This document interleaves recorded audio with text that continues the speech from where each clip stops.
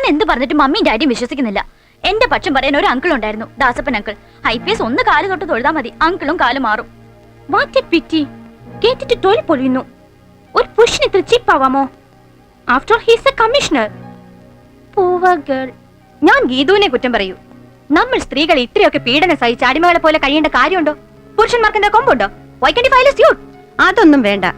ഗീതു കുറച്ചു ദിവസം ഗീതുവിന്റെ വീട്ടിൽ പോയി നിൽക്കൂ. അപ്പോഴേക്കും സഞ്ജീവിന്റെ മൂടൊന്ന് മാറിക്കിട്ടും. അത് വേണ്ട. രണ്ടിലൊന്ന് അറിഞ്ഞേ ഞാൻ പോകൂ. ഒന്നുകിൽ അവിടെ കിടന്ന് ഞാൻ മരിക്കും, അല്ലെങ്കിൽ അയാളെ ഞാൻ തട്ടും. ആ കിഴവൻ തന്തയുടെ അവളുമാരുടെയും മുന്നിലിട്ട്. നോ നോ നോ നോ, കുട്ടി ആരും കൊല്ലാനും ചാകാനും ഒന്നും പോകണ്ട. ഞങ്ങൾ അയാളോടും സംസാരിക്കട്ടെ. വലിയ തന്ത്രജ്ഞനാ. പലതും പറഞ്ഞു മയക്കി അയാൾ തന്റെ ഭാഗം ന്യായീകരിക്കാൻ നോക്കും. ചിലപ്പോ കാല് പിടിച്ചെന്നും വരും.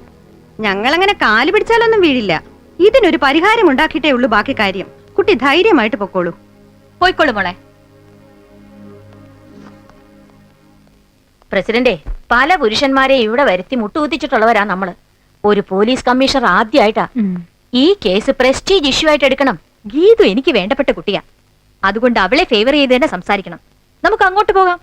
കമ്മീഷണർ ഒരു ചൂടനാ, എന്നാലും ഒന്ന് വിരട്ടി നോക്കാം. നിങ്ങൾ ഗീതുവിനെ സ്റ്റേജിൽ കയറ്റി നിർത്തി കൂവിച്ചു എന്നത് ശരിയാണോ? പിന്നെ എന്തൊരു കൂവലായിരുന്നു. മാഡം ഒന്ന് കേൾക്കണമായിരുന്നു. നിങ്ങൾ ഗീതുവുമായി മൽപ്പിടുത്തം നടത്തിയെന്ന് സത്യമാണോ? അതും സത്യമാണ്. ഓ, അന്നത്തെ കരാട്ടെ കേസ് അത് ഞാനും കണ്ടതാ. Constable, keep quiet. നിങ്ങൾ ഗീതുവിനെ വൈപ്പിൻ പറ്റ കഷായം കുടിപ്പിച്ചോ? വൈപ്പിൻ പറ്റ അല്ല മാഡം, വേപ്പിൻ പട്ട. ഈ കോൺസ്റ്റബിളിനെ പുറത്താക്കൂ. Yes sir. കഷായം കുടിപ്പിച്ചു മാഡം. 12 കുപ്പി വാങ്ങി. 9 കുപ്പി വരെ കുടിപ്പിച്ചു. ബാക്കി 3 കുപ്പിയുണ്ട്. അത് വേണേ മാഡത്തിന് തന്നേക്കാം. പൈസ തരണ്ട. ഓഹോ, അപ്പൊ നിങ്ങൾ കുറ്റം സമ്മതിക്കുക മാത്രമല്ല, അതൊക്കെ ക്രെഡിറ്റായി ഭാവിക്കുകയും ചെയ്യുന്നു. ഇനി എന്ത് വേണമെന്ന് ഞങ്ങൾക്കറിയാം. മാഡം, ഒരു നിമിഷം ഒന്നിങ്ങ് വന്നേ. ഒരു സ്വകാര്യം പറയാനുണ്ട്. മാഡം വരണം.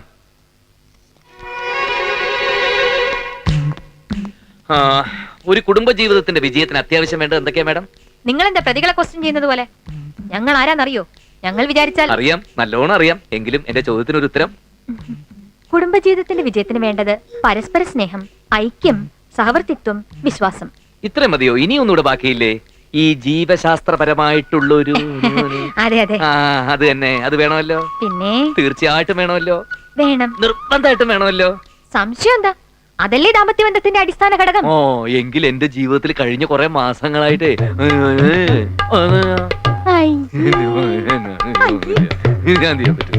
അതേന്ന്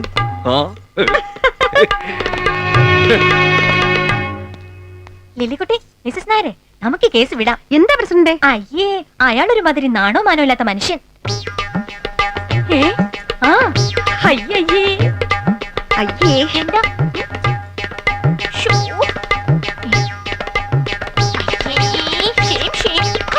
വേഗം വാ.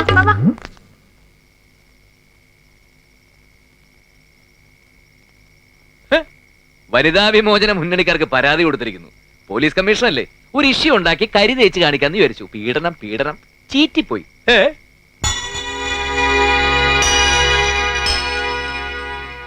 എടി, അടക്കവും ഒതുക്കവും സംസ്കാരവും ഒക്കെ ഉള്ള സ്ത്രീകളുടെ അവകാശങ്ങൾ സംരക്ഷിക്കാൻ വേണ്ടിയിട്ടുള്ളതാണ് ഈ വനിതാ വിമോചന മുന്നണി. അല്ലാതെ നിന്നെ പോലെ ഭർത്താവിന്റെയും വീട്ടുകാരുടെയും മെക്കിട്ട് കയറുന്ന തന്റെ ഇടകളെയും താന്തോന്നികളെയും രക്ഷിക്കാനുള്ളതല്ല. ഞാൻ കാര്യം പറഞ്ഞപ്പോ അവർക്ക് മനസ്സിലായി, നിന്നെ പോലെ വിവരം കെട്ടവരല്ല അവര്. ഭാര്യയുടെ പീഡനമേറ്റ് കഴിയുന്ന എന്നെ പോലുള്ള ഭർത്താക്കന്മാരെ രക്ഷിക്കാൻ ഇവിടെ ഒരു മുന്നണി ഇല്ലാതായി പോയല്ലോ. ഒരെണ്ണം ഉണ്ടാക്കണം. പോണ പോക്ക് കണ്ടില്ലേ? എന്താ ഏട്ടാ ഇത്? ഇനിയെങ്കിലും ഏട്ടത്തി ഒന്ന് വെറുതെ വിട്ടൂടെ? വെറുതെ വിടാൻ അസുര വിത്ത. എല്ലാം ഒരു നിമിഷം കൊണ്ട് അടക്കാൻ ഒരു വഴിയുണ്ട്. പക്ഷേ അതല്പം കടന്ന കയ്യായി പോകും.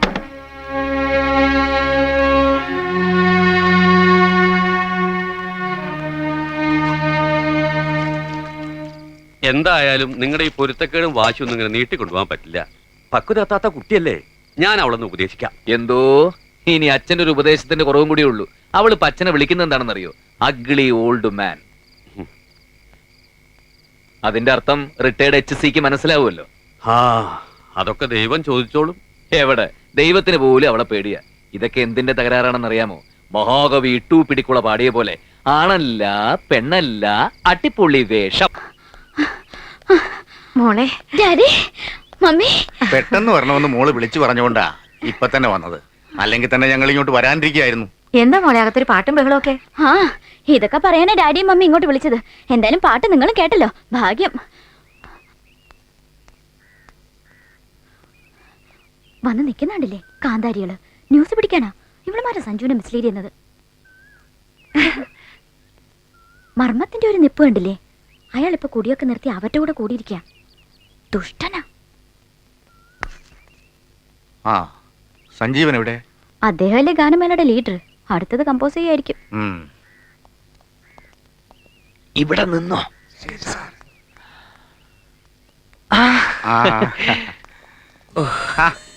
മക്കളെ, കുട്ടികളെ ഇതൊക്കെ പഠിപ്പിച്ചു വെച്ചിരിക്കണം. ഇതൊക്കെ നമ്പറാ ഡാഡി. എന്താ സഞ്ജീവ ഇതൊക്കെ? ഇത് ഞങ്ങളുടെ കുടുംബത്തിൽ തലമുറകളായിട്ടുള്ള ശീലമാണ് സാർ. അച്ഛൻ പഠിപ്പിച്ചതാ. ഏറ്റവും ആദരിക്കേണ്ടവരെ കണ്ടാൽ വന്നിക്കണമെന്ന്. നോക്കി നിൽക്കുന്നു. അങ്കിൾ ആന്റിക്ക് ചായ കൊടുക്ക്. സദാനന്ദ,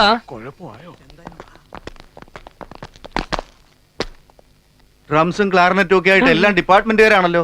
എന്താടോ ഇതൊക്കെ? ഒരു ഗാനമേളയുടെ റിഹേഴ്സൽ ഉണ്ടായിരുന്നു സാർ. ആ പോലീസുകാരൊക്കെ ഡ്യൂട്ടി സമയത്ത് പാട്ടും കൂത്തുമായിട്ട് കൂടിയാല്, അതും കമ്മീഷണർ നേതൃത്വത്തിൽ. ആ നടക്കട്ടെ.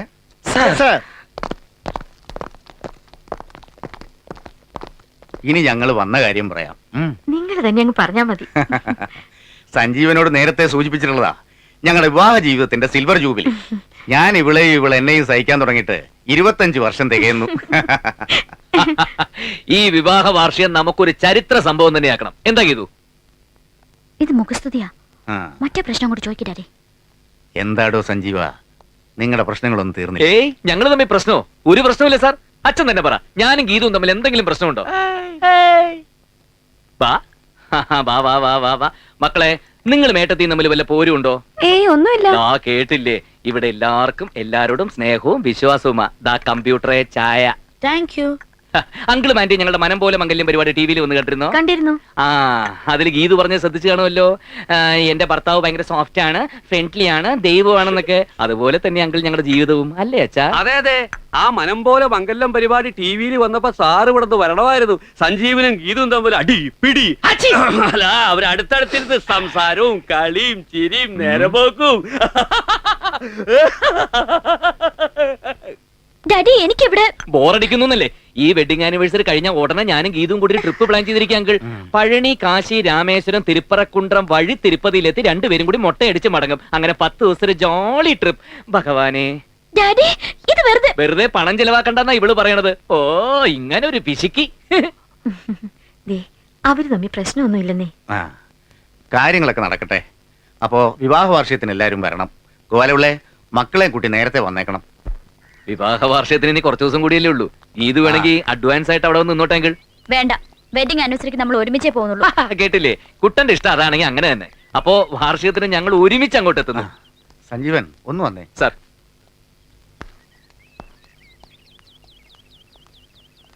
താൻ കമ്മീഷണർ ആണെങ്കിൽ ഞാൻ DGP, അത് ഓർമ്മ വേണം. തന്റെ പ്രകടനം മൊത്തം ഞാൻ അങ്ങ് വിശ്വസിച്ചിട്ടൊന്നുമില്ല. സർ, നിങ്ങൾക്കിടയിൽ എന്തൊക്കെയോ പുകയുന്നുണ്ട്. അല്ല സാർ, അങ്ങനെ എടുത്തു പറയത്തക്ക ഒരു... ആ മനസ്സിലായി. ഞാൻ വന്നപ്പോ ഒരു പാട്ട് കേട്ടല്ലോ, നന്നായിരുന്നു. എന്താ അത്? ഒന്ന് മുളിക്കേ. ആണല്ല പെണ്ണല്ല, അടിപൊളി വേഷം. ആ. പെണ്ണായ വെരി ഗുഡ്. പോലീസ് ഓഫീസറും മകളും ഒക്കെയാണല്ലോ കഥാപാത്രങ്ങൾ. താൻ വലിയൊരു കവിയും കൂടെ ആണല്ലേ? അയ്യോ സാർ, ഇത് ഞാൻ എഴുതിയല്ല, നമ്മുടെ DIG ഇടിക്കുള്ള സാർ എഴുതിയതാ. ഓഹോ, എന്നാ ശരി. ഓ, സാർ. ആ